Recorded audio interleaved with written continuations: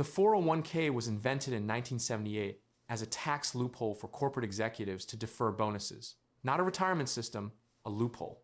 A benefits consultant named Ted Benna found it 2 years later, got excited, pitched it to his client, got turned down, and then used it for his own employees as an experiment.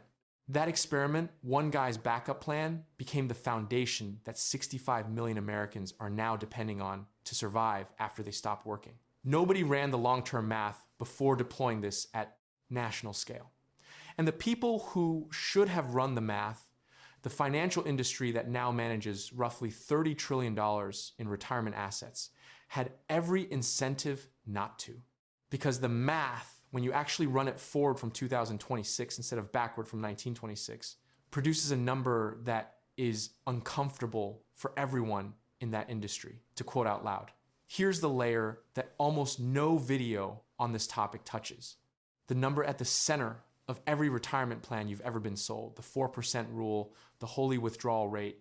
The number your advisor uses to tell you whether you're on track was calculated from historical data that ends in 1992, before the dot-com collapse, before 2008, before a decade of near zero interest rates that permanently altered the math of bond-heavy portfolios.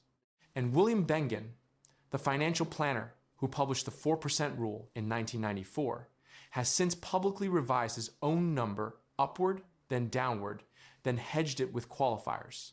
The man who built the compass is not confident the compass works, and yet every GPS in the country is still programmed with his original calibration. This video is not about saving more or starting earlier. You know that already.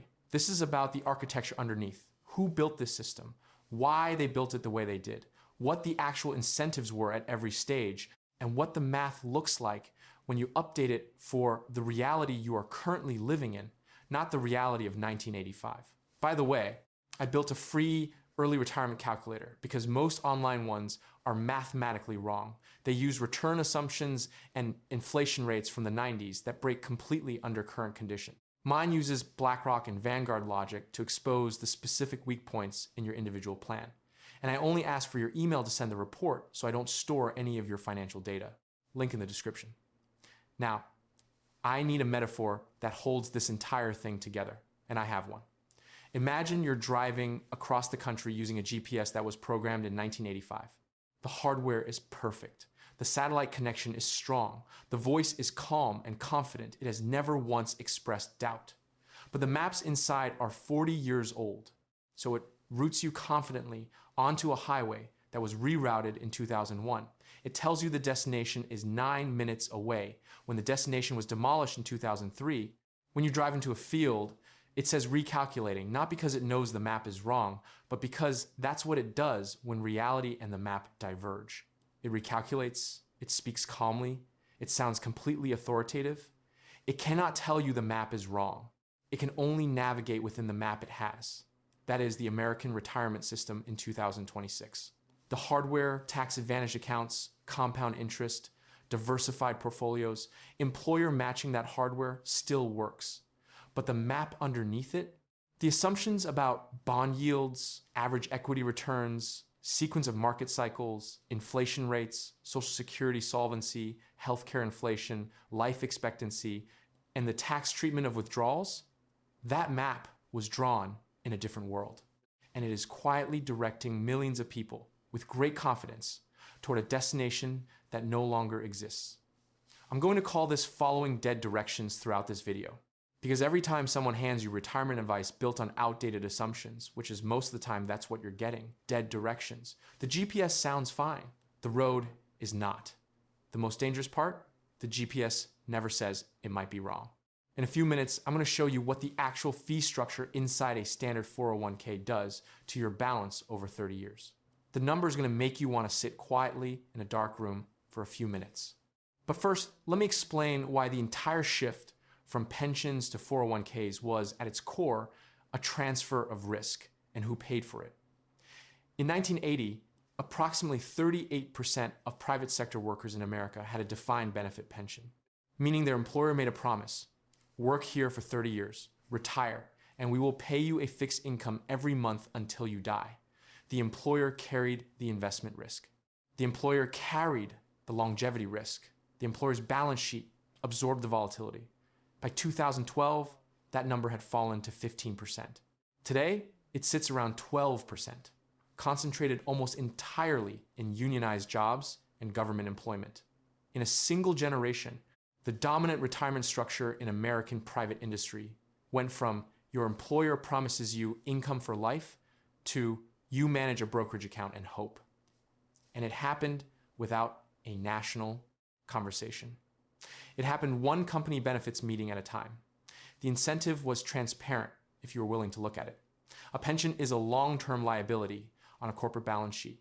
It grows with inflation, it grows with longevity improvements, and it is owed to former employees who can no longer contribute to the company's output.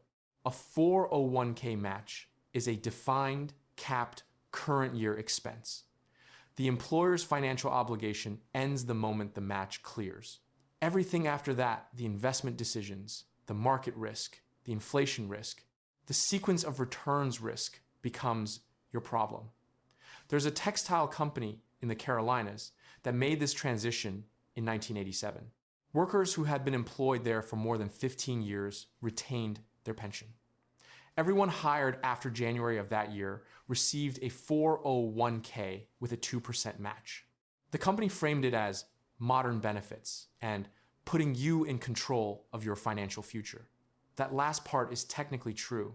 In the same way that removing your seatbelt puts you in control of what happens if you crash, those post-87 employees are in their 60s now. The pension workers receive a predictable check every month. The 401k workers, their retirement income depends almost entirely on what the market happened to do in the years immediately surrounding their retirement date. Some of them retired into bull markets. Some retired in 2008. Same company, same career length. Different outcomes that had nothing to do with how hard they worked or how diligently they saved. Pure randomness applied to the most important financial event of their lives. That's the system. Not malicious by design, just optimized for corporate balance sheets, not for human beings who need a reliable income in their 70s. And then there are the fees. Oh, the fees. Most people think about investment fees the way they think about ATM charges. Annoying, unavoidable, small. You pay $2.50 to get your own money out, you shake your head, you move on. The fee is visible and finite. What happens inside a 401k is different. The fee is a percentage. It is applied annually. It is applied to the compounding balance, not your original contribution. And because compounding is exponential, a percentage fee applied to a compounding balance produces exponential damage, damage that only becomes fully visible in retrospect when it's already done. Here is a specific number. A 1% annual expense ratio on a starting balance of $200,000, compounded over 30 years at a 7% gross return, costs you approximately $170,000 in lost final balance compared to an equivalent fund at 0.05%, $170,000. That's not fees paid directly, that's compounding you never received because the fee was applied to the balance that would have compounded. The damage is invisible on any single statement. It only appears when you compare the final number to what the final number should have been, and 1% is considered low. The average expense ratio on actively managed equity mutual funds in the United States is between 0.95 and 1.05%. Some funds offered inside corporate 401k plans charge 1.2, 1.5, even 2%. There are millions of Americans dutifully contributing 15% of their salary every paycheck, getting a partial employer match, feeling responsible and financially disciplined, while paying an annual fee that will quietly eliminate roughly $150,000 to $200,000 of their compounding over a 30-year career. They don't know this. The GPS doesn't announce it. It just arrives at a smaller number, right? I spent over 10 years running a business, and one thing I learned from being surrounded by accountants and fiscal lawyers is that the most expensive things in any financial relationship are almost never the visible line items. They are the percentages buried in prospectuses, applied automatically, compounding against you in perfect silence. The counter argument, and someone is thinking it right now, is that the employer match changes the math. If your employer matches 3% dollar for dollar, you're ahead even with fees in the early years. True. But the match doesn't compound for 30 years. The fee does. The match is a one-time benefit per contribution year.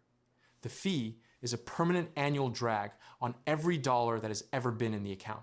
By year 25, the fee has had 25 years to compound its damage. The match benefit from year 1 has been buried by the fee from years 1 through 25. The solution isn't complicated, it's boring. Go into your 401k portal. Look at the expense ratio on every fund you hold. If your plan offers an S&P 500 index fund or a total market index fund, it likely has an expense ratio between 0.02 and 0.06%. That is where your money should be, unless you have a compelling documented reason otherwise. The gap between 1% and 0.05% on $500,000 over 20 years is not a minor optimization. It is somewhere in the neighborhood of $162,000. That is not rounding error. That is a car, or several years of healthcare premiums, or a meaningful portion of your daughter's college tuition. The GPS told you to put money in. The GPS did not tell you to check what the fund is charging to hold it. Okay, now this is where it gets genuinely important. Because the fees are a slow drain you can partially fix. What I'm about to explain is a risk you cannot fix by changing funds, contributing more, or hiring a smarter advisor. You can only manage it by understanding how it works. It's called sequence of returns risk, and it is, in my opinion, the single most underrated concept in personal retirement planning, and the one most systematically absent from the GPS most people are using. Here's how the standard retirement math works. You accumulate money for 35 years. The market returns, on average, 7 or 8% per year after inflation. At retirement, you have some large number. You withdraw 4% annually. The portfolio continues to grow at 7%. The math works. You don't run out. Here's the problem. Average is not sequence. Let me tell you about two brothers. Both retire at 65 with exactly $1 million. Both experience an average annual return of 7% over their 30-year retirement. Same million, same average. But the order in which they experience good years and bad years is different. The first brother retires into a strong market. His first 5 years return 12, 15, 9, 11, and 14%. The bad years come later, -18, -11, -4. But by the time those arrive, his portfolio has grown large enough to absorb them while still paying his annual withdrawal. The second brother retires right before a downturn. His first 3 years, -22, -11, -5. The recovery comes years 4 through 10 are excellent. But here's what happened in those first 3 years. He was withdrawing $40,000 per year from a portfolio that was simultaneously shrinking. Every share he sold to cover his living expenses in year 1 was a share that never participated in the recovery. He sold at the bottom repeatedly because he had no choice. Those were his groceries, his utilities, his property tax bill. Same average, same million, same 7% over 30 years. The first brother has money when he dies. The second brother runs out of money at 79. This is the design flaw in the accumulate and withdraw model. During accumulation, market crashes are actually fine. When the market drops 40%, you're buying cheap. The crash works for you. During withdrawal, a market crash in the first 5 years is potentially catastrophic. You are selling cheap. The crash works against you, and you have zero control over which one you get. You cannot choose your retirement date relative to the market cycle. You pick a date, you retire, and you find out afterward whether you were the first brother or the second. By the way, hit subscribe if you like the content, otherwise YouTube's algorithm may never show you my videos again. The 4% rule, recall, was derived from data running 1926 through 1992.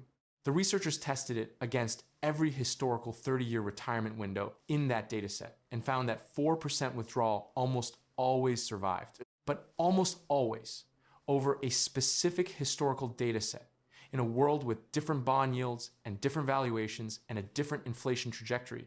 is not a guarantee. Bengen himself, the rule's inventor, has revised his guidance multiple times. Respected researchers at Morningstar published an analysis in 2023 suggesting that, given current starting conditions, a 3.3% initial withdrawal rate is more appropriate for a 30-year retirement. Other researchers put the number at 3. The difference between 4% and 3% on $1 million is $10,000 per year in annual income.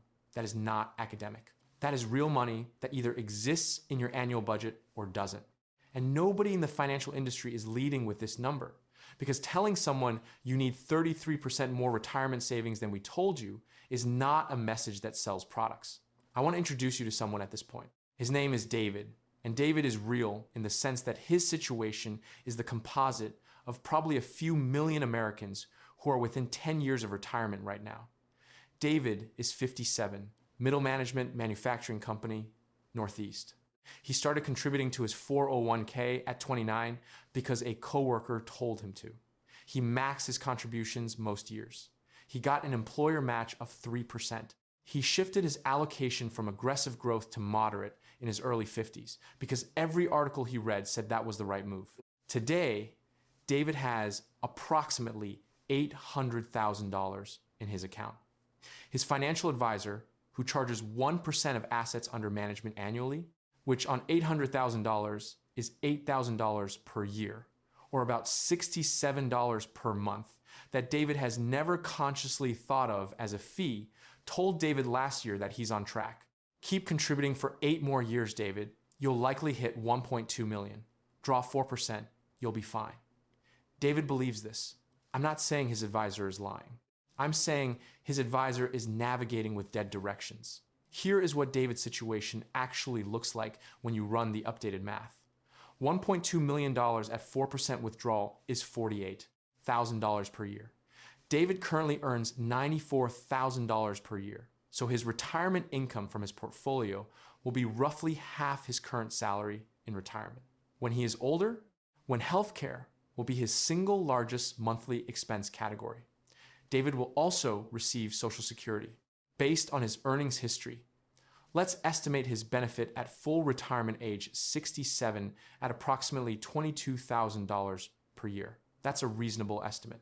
So his total retirement income, $48,000 from the portfolio, $22,000 from Social Security, $70,000 per year.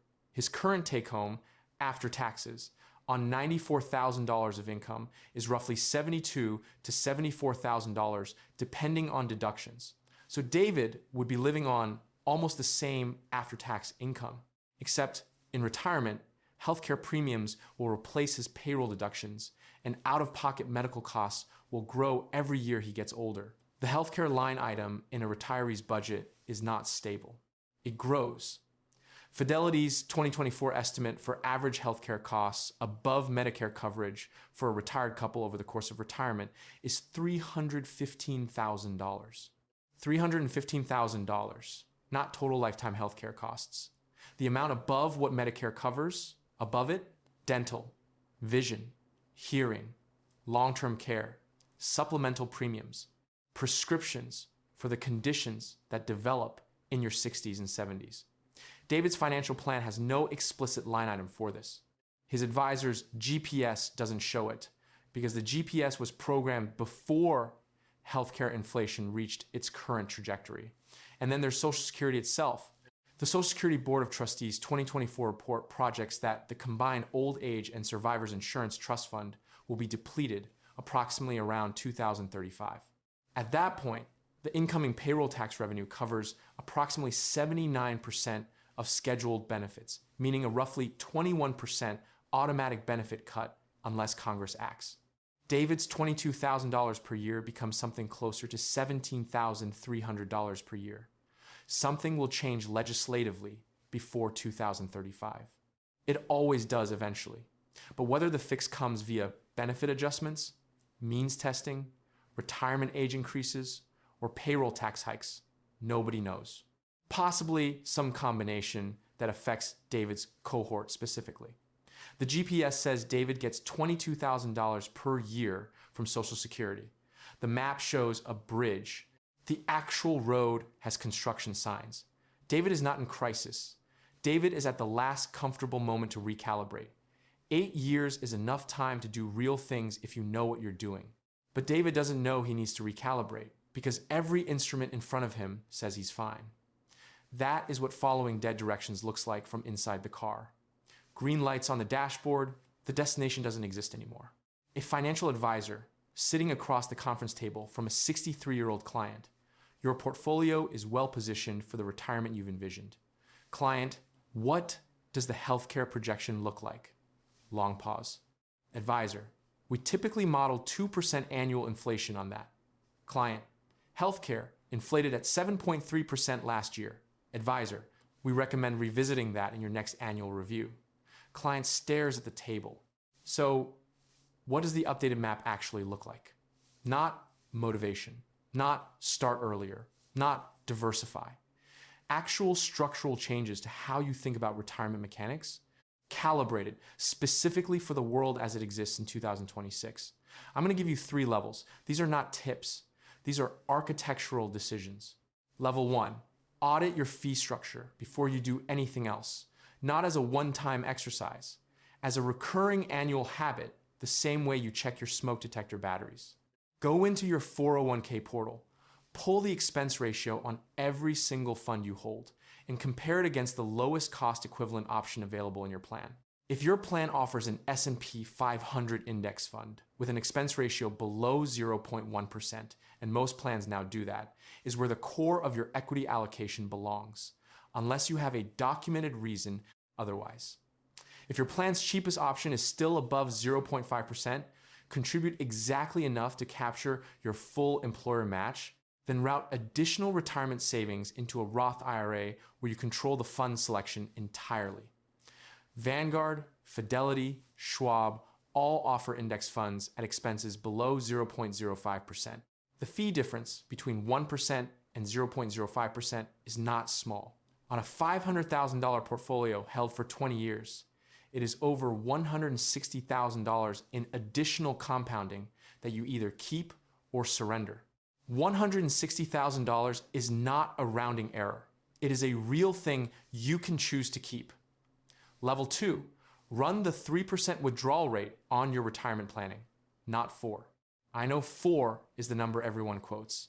I know your advisor probably uses 4. Run 3. 3% reflects current research on expected forward returns given present equity valuations and the near zero yield bond environment of the last decade. It also buffers you against a bad sequence of returns in the first 5 years. If you retire with $1 million and withdraw 3%, $30,000 per year, and the market crashes in year 1, you are withdrawing $30,000 from a smaller portfolio, but the damage is contained enough that the recovery can catch up. At 4%, a bad sequence in early retirement can push you into a death spiral, where each year's withdrawal is a larger percentage of an already damaged portfolio. 3% is not a guarantee. It is a margin of error in a game where the consequence of being wrong is running out of money at 82 while you're still alive. I prefer the margin. Level 3, build a 2-pile retirement structure. This is the single most practical thing you can do to neutralize sequence of returns risk, and it requires no special products and no financial advisor. Pile 1 is liquid, conservative, short duration, think money market funds, short-term treasury bonds, or CDs. Size it to cover 5 to 8 years of annual retirement withdrawals. Pile 2 is your long-term equity portfolio index funds, diversified, not touched for the first 5 to 8 years of retirement. You draw from Pile 1 for living expenses. You let Pile 2 compound. If the market crashes in year 2 of your retirement, you keep drawing from Pile 1. You do not sell equities at the bottom. By the time you've drawn down Pile 1, 5 to 8 years have passed and the equity markets have almost certainly recovered. Then you replenish Pile 1 from Pile 2 and start again. This structure doesn't require you to predict market cycles. It doesn't require market timing. It buffers the randomness by giving your long-term assets time to be long-term assets, instead of forcing you to liquidate them at the worst possible moment because you need to pay your electric bill. None of this is complicated. None of it requires a product sold by anyone. The GPS never suggested any of it, because the GPS was programmed by people who benefit from simplicity that serves their distribution model, not your outcomes. One more thing about David. David's situation has a fourth dimension that his advisor hasn't discussed in any meaningful way. David has $800,000 in a traditional 401k. Every single dollar of that $800,000 is pre-tax. The IRS has never seen it. And starting at age 73 under current law, David must begin taking required minimum distributions, regardless of whether he needs the income or not. The RMD schedule starts at approximately 4% and increases each year. So beginning at 73, the government will mandate a minimum withdrawal from David's account on a schedule David did not design. If David's portfolio grows to 1.2 million by 65 and he withdraws conservatively until 73, he could easily have 1.3 or 1.4 million in the account when RMDs begin all of it taxable as ordinary income when withdrawn. Stack those RMDs on top of Social Security income, and David may find himself in a higher tax bracket in retirement than he was during his working years. The tax deferral was real, but deferral means later, not never, and later is now mandatory and scheduled by the IRS. This is why the Roth conversion strategy exists. In the years between retirement at 65 and RMD age at 73, David has a window, potentially 8 years, where he can convert portions of his traditional 401k balance into a Roth account, paying ordinary income tax on the converted amount at whatever rate applies, but eliminating future tax obligation on that money and eliminating future RMDs entirely. Done carefully, this can reduce David's lifetime tax burden by tens of thousands of dollars.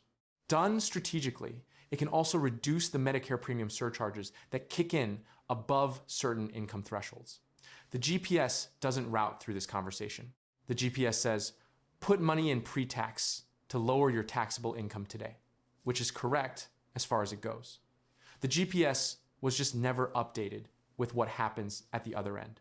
Financial advisor in a continuing education seminar. Clients really appreciate the simplicity of the 4% rule. Instructor, does it still apply under current valuations? Advisor, we don't typically lead with the caveats. Instructor, right. Here's where I land after all of this.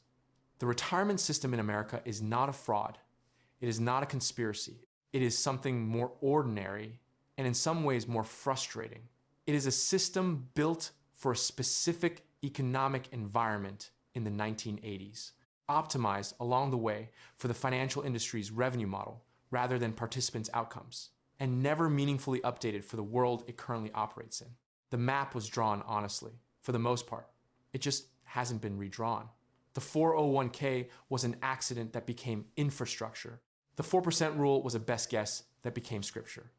The shift from pensions to defined contribution plans was a corporate financial optimization that got repackaged as employee empowerment. None of these things were designed to fail. They were designed to serve their architects. And the architects are not you. The person who gave you the map is not in the car. They don't feel the wrong turn.